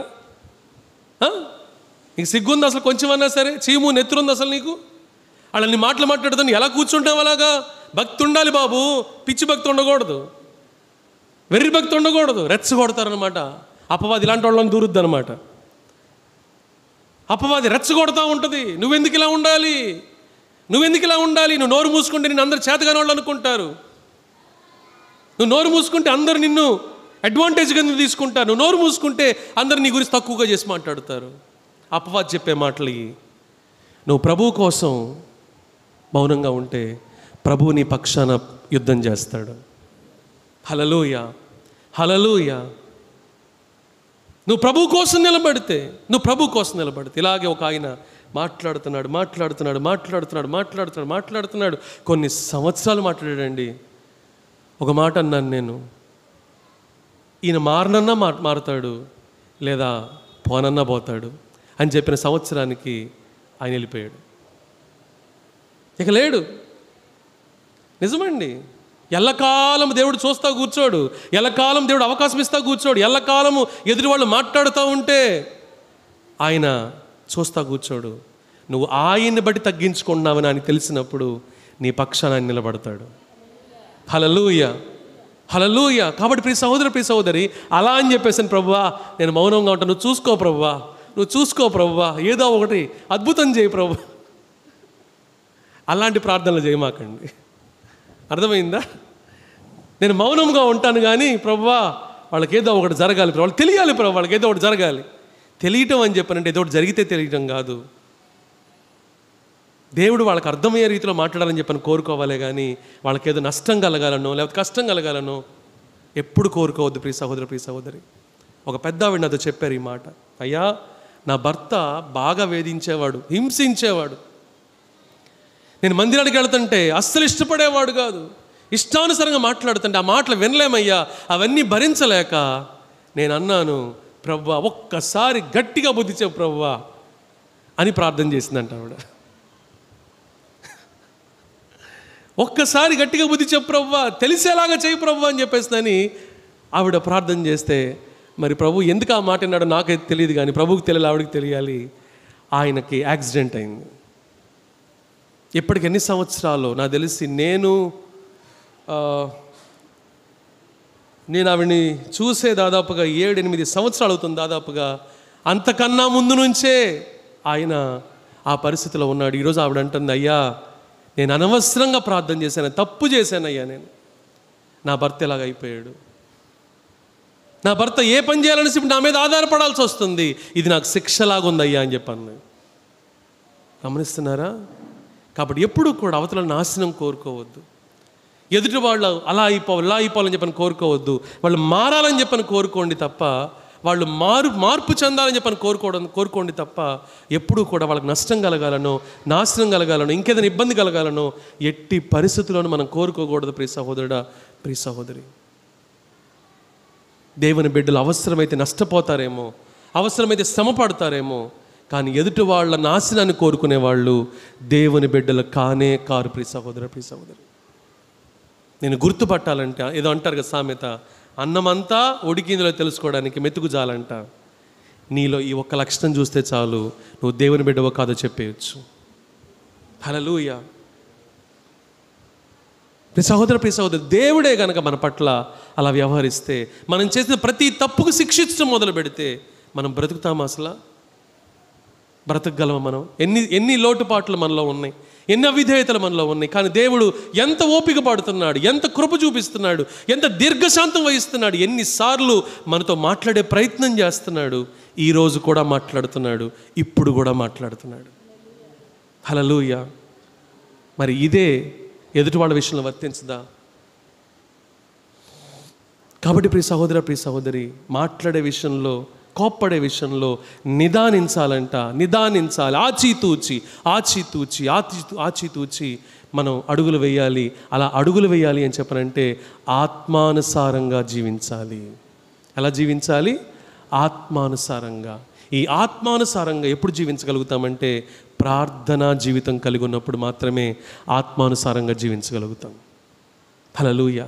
నువ్వు ప్రతిరోజు ప్రార్థన చేసే వ్యక్తివైతే, క్రమశిక్షణతోటి ప్రార్థన చేసే వ్యక్తివైతే నీలో తెలియకుండా ఒక సూపర్ న్యాచురల్ పవర్ ఉంటుంది. అదే పరిశుద్ధాత్ముని శక్తి. హల్లెలూయా. ఆ పరిశుద్ధాత్మ శక్తిని ఏం చేస్తుందంటే అందరిలాగా మాట్లాడనివ్వదు, అందరిలాగా కోప్పడనివ్వదు, అందరిలాగా ప్రవర్తించనివ్వదు. నీకు ఒక ప్రత్యేకతనిస్తుంది, నీకు పరిశుద్ధతనిస్తుంది, నిన్ను నీ సాక్ష్యాన్ని దేవుని ఎదుట, మనుషుల ఎదుట గనపరిచే విధంగా చేస్తుంది. కాబట్టి ప్రియ సహోదర, ప్రియ సహోదరి, ఈరోజు దేవుని మాటలు వినడానికి తొందరపడదాం. మన సొంత మాటలు మాట్లాడటానికి, ఎవరినైనా కోప్పడటానికి జాగ్రత్త పడదాం. ప్రార్థన చేద్దాం. ఒకవేళ ఎవరినన్నా ఇప్పటికే తొందరపడి మాట్లాడి ఉంటే, కోపంతో మన హృదయం రగిలిపోతూ ఉంటే, ప్రభు సన్నిధిలో క్షమాపణ అడుగుదాం. ప్రియ సహోదరుడా, ప్రియ సహోదరి, మనం ఎవరికి తీర్పు తీర్చడానికి లేము, ఎవరి మీద ఆయాసపడటానికి కూడా లేము, ఎవరి మీద మనసు కష్టపెట్టుకోవడానికి కూడా లేము, ఎవరిని శపించడానికి లేము. మన పిలుపు ఒక ఉన్నతమైన పిలుపు. మన పిలుపు అనేకులకి ఉపయోగపడే పిలుపు. మన పిలుపు అనేకులకి ఆశీర్వాదకరంగా ఉండే పిలుపు. మన పిలుపు అపవాదిని జయించే పిలుపు. ప్రియ సహోదర, ప్రియ సహోదరి, నీ మాటల ద్వారా ఎవరన్నా బాధ పెట్టావా? నీ మాటల ద్వారా ఎవరన్నా గాయపడుతున్నారా? నీ కోపం ద్వారా సాక్ష్యాన్ని కోల్పోతున్నావేమో. నీ కోపాన్ని బట్టి సంబంధాల్ని తెగ్గొట్టుకుంటున్నావేమో.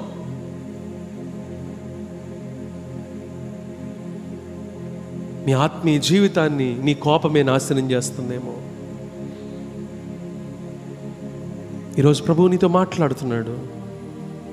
ఈరోజు ప్రభు మనతో మాట్లాడుతున్నాడు, మనందరితో మాట్లాడుతున్నాడు. ప్రియ సహోదర, ప్రియ సహోదరి, మన పాపములను మనం ఒప్పుకుని ఎడల ఆయన నమ్మకస్తుడు, నీతిమంతుడు గనక మనల్ని ప్రతి పాపం నుండి, దుర్నీతి నుండి ఆయన పవిత్రులుగా చేస్తాడని వాక్యం రాయబడి ఉంది. మన స్థితిని మనం ఒప్పుకొని దేవుని ఎదుట మన హృదయాన్ని కృమ్మరిస్తే దేవుడు మనల్ని బలపరిచేవాడుగా ఉంటాడండి. నీ కోపంతో నువ్వు ఏమీ సాధించలేవు. నీ కోపంతో ఎవరి హృదయాన్ని గెలవలేవు. నీ కోపముతో దేవుని చిత్తాన్ని జరిగించలేవు. నీ కోపముతో ఎవరి హృదయాన్ని కూడా జయించలేవు. ప్రార్థన చేద్దాం. ప్రభువా, క్రీస్తు యేసుకున్న మనస్సు నాకు దయచేయండి. క్రీస్తు యేసు మనస్సు నాకు దయచేయండి ప్రభువా. మిక్కిలి సాత్వికంతో కూడిన మనస్సు నాకు దయచే ప్రభువా. నా మాటల్లో సాత్వికత దయచేయండి.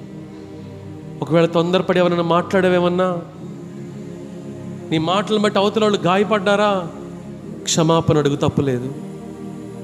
యథార్థంగా క్షమాపణ అడుగు.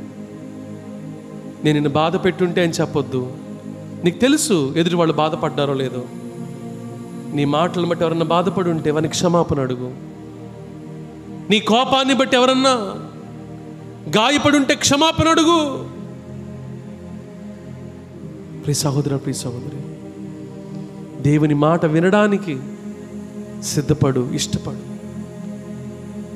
ప్రార్థన చేద్దాం. ప్రార్థన చేద్దాం. శరీర క్రియలన్నీయు నాలో నశింప చేయుమయా. శరీర క్రియలన్నీయు నాలో నశింప చేయుమయా. జీవనదిని నా హృదయములో ప్రవహింపజేయుమయా.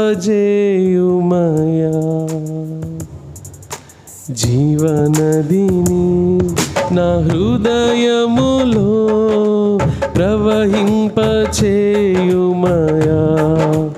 హల్లెలూయా, హల్లెలూయా, హల్లెలూయా, ఆమేన్. బలహీన సమయములో నీ బలము నా సంగుమయా. బలహీన సమయములో నీ బలము నా సంగుమయా.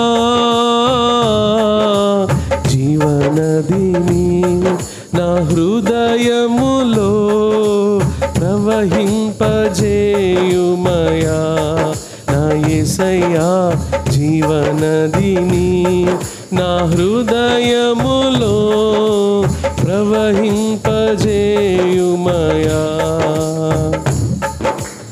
ఎండిన ఎముకలను తిరిగి జీవింప చేయుమయా యేసయ్యా ఎండిన ఎముకలను తిరిగి జీవింప జీవనదిని నా హృదయములో ప్రవహింపజేయుమయా నా యేసయ్యా జీవనదిని నా హృదయములో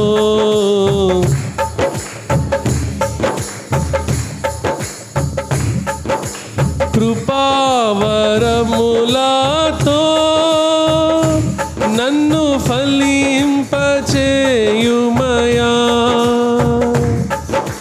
కృపావరములతో నన్ను అభిషేకం చేయుమయా జీవనదిని అడుగుదాం హృదయములో ప్రవహింపజేయుమయా నా యేసయ్యా జీవనదిని నా హృదయములో ప్రవహింపజేయుమయా ఆత్మ ఫలములతో నన్ను ఫలింపచేయుమయా ఆత్మ ఫలములతో నన్ను ఫలింపచేయుమయా జీవనదిని నా హృదయములో ప్రవహింపజేయుమయా యేసయ్యా జీవనదిని నా హృదయములో ప్రవహింపజేయుమయా హల్లెలూయా హల్లెలూయా హల్లెలూయా ఆమేన్ హల్లెలూయా హల్లెలూయా హల్లెలూయా ఆమేన్ జీవనదిని నా హృదయములో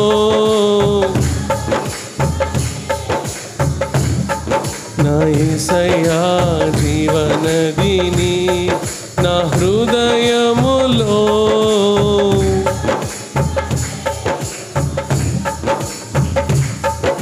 మహాపరిశుద్ధుడా ఈరోజు నాయన మీరు ఎంతో సూటిగా స్పష్టంగా మాతో మాట్లాడుతూ ఉండగా మీ మాటకు నాయన లోబడేవారిగా మమ్మల్ని చేయండి. ఈరోజు దేవుడు నాతో మాట్లాడుతున్నాడు అన్నవాళ్ళు కనుక ఎవరన్నా ఉంటే వాళ్ళు నేషనల్ పడతారా? ఈరోజు దేవుడు నాతో మాట్లాడుతున్నాడు, నాకు ఇటువంటి మాటలు ఆయన మాటలు వేగిరమే వినే వ్యక్తిగా నేను మార్చబడాలి, నా మాటలు నా కోపము కంట్రోల్లో ఉండాలి అని కోరుకునేవాళ్ళు ఉంటే లేచిన పడతారా? నా మాటలు ఇతరులకు దీవెనకరంగా ఉండాలి కానీ అభ్యంతరకరంగా అపాయకరంగా గాయపరిచే విధంగా ఉండటానికి వీల్లేదు అనేవాళ్ళు ఉంటే లేచిన పడతారా? ప్రియ సహోదర అనుకోకుండా నీ దాకా ఈ మాటలు రావట్లేదు, అనుకోకుండా నేను ఈ మాటలు చెప్పట్లేదు. ప్రియ సహోదరి నీ నా అవసరం ఏంటో దేవునికి తెలుసు, మన అవసరత ఏంటో దేవునికి తెలుసు. Man's anger will not fulfill the righteousness of God. మనిషి కోపము దేవుని నీతి నెరవేర్చదు.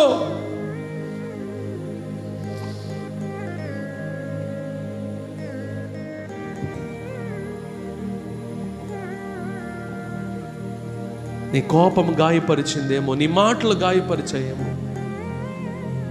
క్షమాపణ అడుగుదాం. ముందు దేవుని, తర్వాత గాయపరిచిన వారు. దేవుని మాటలు కాకుండా వ్యర్థమైన వాటిని, అనవసరమైన వాటిని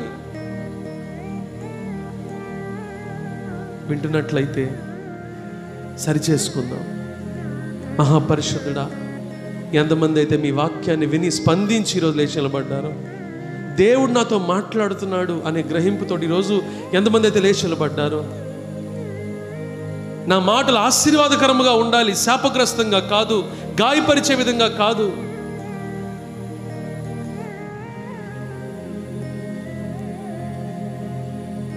అని ఆయన ఎంతమంది అయితే నిర్ణయం తీసుకొని లేచి నిలబడుతున్నారు, నేను కోప్పడే విషయంలో జాగ్రత్త పడాలి అని ఎంతమంది అయితే నిర్ణయం తీసుకొని లేచి నిలబడుతున్నారు, మీ మాటలు వినడానికి నాయన వేగిరపడాలి అనే మనసుతో ఎంతమంది అయితే నిర్ణయం తీసుకొని లేచి నిలబడుతున్నారు, ప్రతి బిడ్డను జ్ఞాపకం చేసుకో, ప్రతి బిడ్డను జ్ఞాపకం చేసుకో. ఒక్కొక్కరిని మీరు చూస్తున్నారు, ఒక్కొక్కరి హృదయాన్ని మీరు చూస్తున్నారు.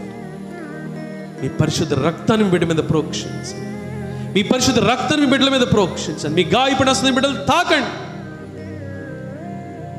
మీ బిడ్డలు దర్శించిన ఆత్మానుసారంగా నడుచుకునే వాళ్ళు కాచి, ఆత్మానుసారం నడుచుకునే వాళ్ళు కాచి, ఆత్మానుసారం నడుచుకునే వాళ్ళు కాచి. శరీర క్రియలు నెరవేర్చక దేవుని నీతి నెరవేర్చే వారిగా, ఆశీర్వాదకరమైన బిడ్డలుగా ఈ బిడ్డలను ప్రతి ఒక్కరిని పేరు పైన దీవించి ఆశీర్వదించమని యేసు నామములో అడుగుచున్నాము తండ్రి, ఆమేన్. దయచేసి కూర్చోండి. నేను మీకు అప్పగించిన దానిని ప్రభు వలన పొంది తిని, ప్రభు అయిన యేసు తను అప్పగింపబడిన రాత్రి ఒక రొట్టెని ఎత్తుకొని కృతజ్ఞతాస్తుతులు చెల్లించి దాన్ని విరిచి, ఇది మీ కొరకైన నా శరీరము, నన్ను జ్ఞాపకం చేసుకున్నట్టుకై దీనిని చేయుడని చెప్పాను. ఆ ప్రకారమే భోజనమైన పిమ్మట ఆయన పాత్రను ఎత్తుకొని, ఈ పాత్ర నా రక్తం వల్ల క్రొత్త నిబంధన, మీరు దీనిలోనిది త్రాగునప్పుడల్లా నన్ను జ్ఞాపకం చేసుకున్నట్టుగా దీనిని చేయడని చెప్పాను. కాబట్టి ఎవడు అయోగ్యంగా ప్రభు యొక్క రొట్టెను తినునో లేక ఆయన పాత్రలోని త్రాగునో వాడు ప్రభు శరీరమును గూర్చి రక్తమును గూర్చి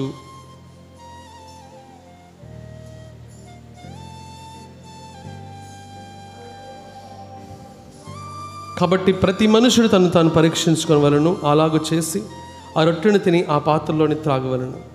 ప్రభువు శరీరమును వివేచింపక తిని త్రాగువాడు తనకు శిక్షావిధి కలుగుటకే తిని త్రాగుచున్నాడు. అందువల్ల మీరు అనేకులు బలహీనులను రోగులనై ఉన్నారు, చాలామంది నిద్రించున్నారు. అయితే మనల్ని మనమే విమర్శించుకుని ఎడల తీర్పు పొందకపోదుము. కాబట్టి దేవుని వాక్య వెలుగులో మన హృదయాల్ని, మన జీవితాలను పరీక్షించుకుందాం. మన మాటలు, మన ప్రవర్తన, మన క్రియలు ఎదుటి వాళ్ళని గాయపరిస్తే క్షమాపణ అడుగుదాం. అలాగే ఎదుటి వాళ్ళు కనుక మనలను వారి మాటల ద్వారా కానీ, క్రియల ద్వారా కానీ, ప్రవర్తన ద్వారా కానీ గాయపరిచుంటే వారిని ప్రభువుని బట్టి క్షమిద్దాం. మన హృదయంలో అపవిత్రత ఉన్నట్లయితే విడిచిపెడదాం.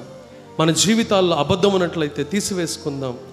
అపవిత్రమైన సంబంధాలు, సహవాసాలు, స్నేహాలు ఏమున్నా వాటిల్ని ఒప్పుకొని విడిచిపెడదాం.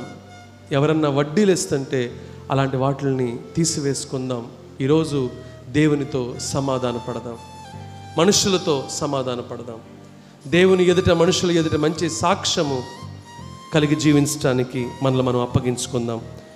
ప్రార్థన చేద్దాం. మహాపరిశుద్ధుడ, సర్వశక్తి కలిగిన దేవ, మేము చేసిన అపరాధముల నిమిత్తము, మా దోషముల నిమిత్తము మమ్మల్ని క్షమించండి దేవా. మా అపరాధముల నిమిత్తం, మా దోషముల నిమిత్తం సిలువ వేయబడ్డారు. సిలువలో పాప పరిహారార్థ బలిని అర్పించారు. మా పాపానికి ప్రాయశ్చిత్తం చేశారు. మీరు పొందిన గాయముల చేత మాకు స్వస్థతనిస్తున్నారు. ప్రభువా, మమ్మల్ని జ్ఞాపకం చేసుకోండి. మీరు చిందించిన వెలలేని రక్తము ద్వారా పాప విమోచన క్రయధనాన్ని ప్రభు మీరు చెల్లించారు. పాపానికి ప్రక్షాళన చేశారు. పాపి నీతిమంతునిగా తీర్చారు, పరిశుద్ధునిగా మార్చారు. దేవునితో సమాధానపరిచారు. దేవుని కుమారులుగా, కుమార్తెలుగా జీవించి అర్హతను, ఆధిక్యతనిచ్చారు. రొట్టెను దీవించి ఆశీర్వదించి పరిశుద్ధ శరీరముగా మార్చండి. అలాగే ప్రభువా, ద్రాక్షారసాన్ని దీవించి ఆశీర్వదించి పరిశుద్ధ రక్తంగా మార్చండి. మీ శరీరాన్ని, మీ రక్తాన్ని మేము తీసుకుంటూ ఉండగా ఆత్మీయ స్వస్థ, మానసిక స్వస్థ, శారీరక స్వస్థత దయచేసి మీ మహిమార్థమై సాక్షాత్తు మేము జీవించడానికి మీరు మాకు సహాయం చేయమని యేసు నామములో అడుగుచున్నాం తండ్రి, ఆమేన్.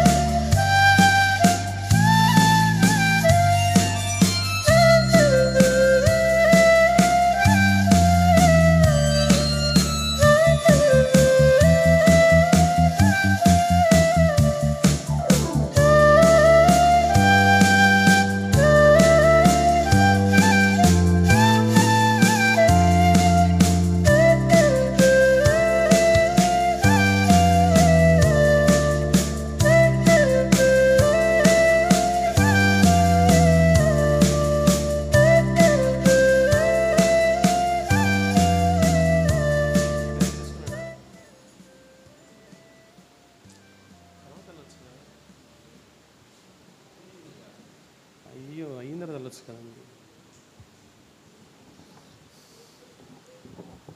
అందరం కలిసి కృతజ్ఞత కలిగిన హృదయంతో మంచి మనస్సాక్షితో ప్రభు శరీరాన్ని ప్రభు రక్తాన్ని తీసుకుందాం.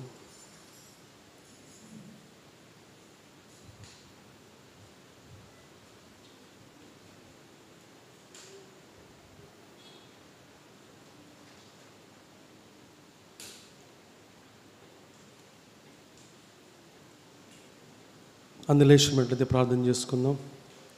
మహాపరిశుద్ధుడా, సర్వశక్తి కలిగిన దేవా, మీ శరీరం నిజమైన ఆహారమని, మీ రక్తం నిజమైన పానీయమని, ఎవరైతే మీ శరీరాన్ని మీ రక్తాన్ని తీసుకుంటారో వారిలో మీరు మీలో వారు ఉంటారని, వారి నిత్య జీవాన్ని నిత్య రాజ్యానికి వారసవుతారని మీరు సెలవిచ్చారు. మీ శరీరాన్ని మీ రక్తాన్ని తీసుకున్న మేము అయోగ్యులంగా కాక యోగ్యులంగా పరిశుద్ధులంగా జీవించని మీరు మాకు సహాయం చేయమని మీరు అనుగ్రహించిన మీ శరీరాన్ని రక్తాన్ని బట్టి స్తుతిస్తూ యేసు నామములో అడుగుచున్నాం తండ్రి, ఆమేన్.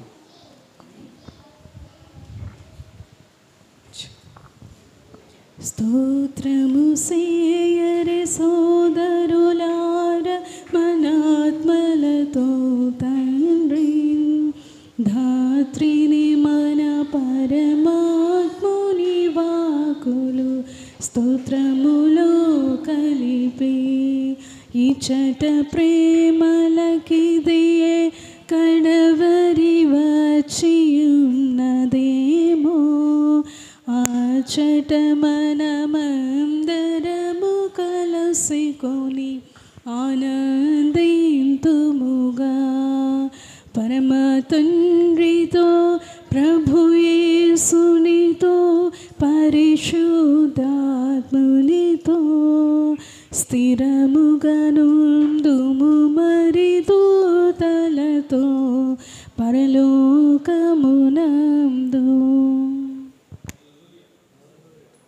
హల్లెలూయా, హల్లెలూయా, హల్లెలూయా. మరి సమయంలో మన కానుకల్ని కృతజ్ఞతాపూర్వకంగా దేవునికి సమర్పించుకుందాం. ఈ పాట పాడుతుండగా దయచేసి ముందుకు రావాల్సిందిగా మనం చేస్తున్నాం. మేలు చేయక నీవు ఉండలేవయ్యా, ఆరాధించక నేను ఉండలేనయ్యా. మేలు చేయక నీవు ఉండలేవయ్యా, ఆరాధించక నేను ఉండలేనయ్యా. యేసయ్యా, యేసయ్యా, యేసయ్యా, యేసయ్యా, యేసయ్యా, యేసయ్యా, యేసయ్యా, యేసయ్యా. మేలు చేయక నీవు ఉండలేవయ్యా, ఆరాధించక నేను ఉండలేనయ్యా. మేలు చేయక నీవు ఉండలేవయ్యా, ఆరాధించక నేను ఉండలేనయ్యా. నిన్ను నమ్మినట్లు నేను వేరే ఎవరిని నమ్మలేదయ్యా. నీకు నాకు మధ్య దూరం తొలగించావు వదిలుండలేక. నిన్ను నమ్మినట్లు నేను వేరే ఎవరిని నమ్మలేదయ్యా. నీకు నాకు మధ్య దూరం తొలగించావు వదిలుండలేక. నానందం కోరేవాడా, నాశలు తీర్చేవాడా, నానందం కోరేవాడా, నాశలు తీర్చేవాడా. క్రియలున్న ప్రేమ నీది, నిజమైన ధన్యత నాది. యేసయ్యా,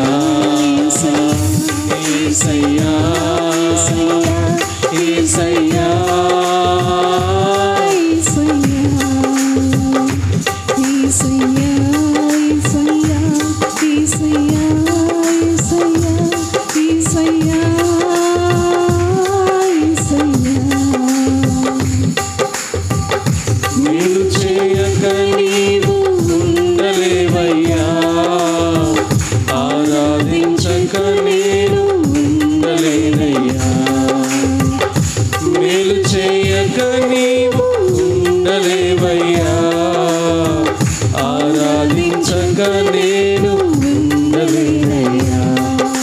హల్లెలూయా. ఒక్క నిమిషం కూర్చోండి, మరి సమయంలో సాక్ష్యాన్ని విందాం.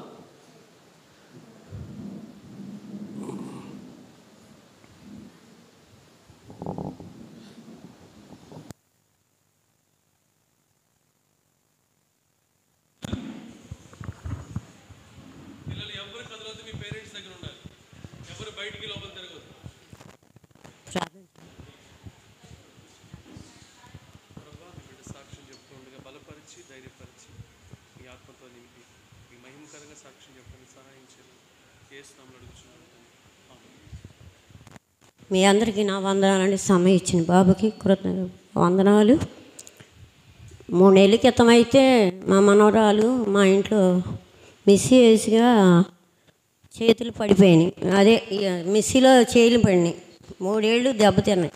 నేను అప్పుడు బాగా బ్లడ్ అవన్నీ పోయినాయి, అన్నీ పోయినాయి. అప్పుడు ప్రభా నేను సాక్ష్యం చెప్తాను అని అని సాక్ష్యం చెప్పాల. చిన్న సాక్ష్యం నేనేం చెప్తాలే, ఈ కొంచెం మిస్సీ పడి దెబ్బ తగిలింది ఏంటని అందరూ ఏదైనా అనుకుంటారు ఆయన సాక్ష్యం చెప్పాల. సర్లే ఆన్లైన్ ప్రార్థనలు ఏం చెప్దాం అనుకున్నా. 3 నెలల నుంచి ఆన్లైన్ ప్రార్థనలకు కూడా రాలేకపోతున్నాను. నా అవకాశం బట్టి నాకు అవకాశం అయితే ఉండట్లేదు.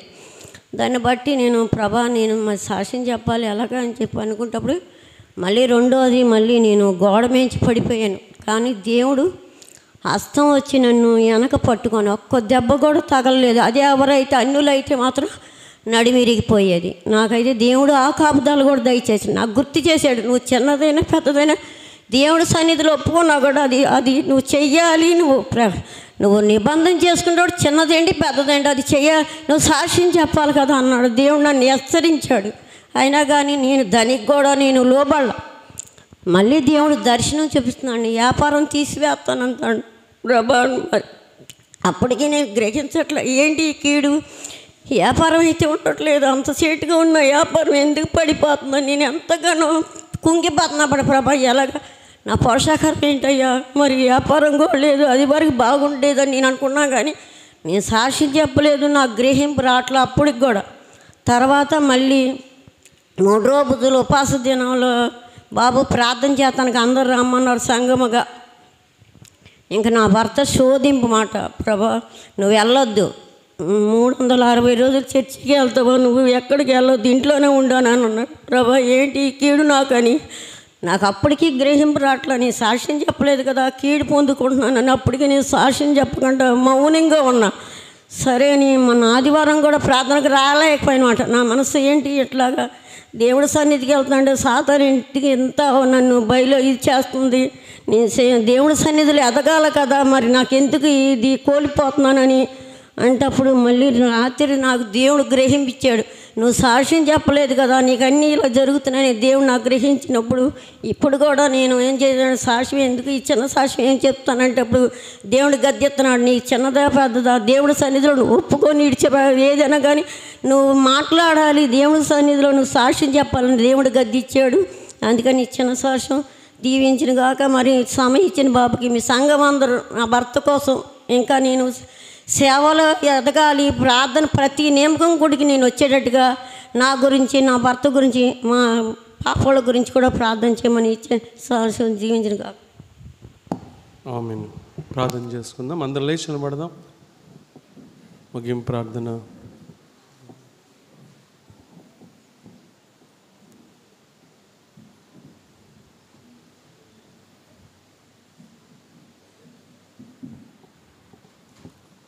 దయచేసి తలొంచండి, ప్రార్థన చేసుకుందాం.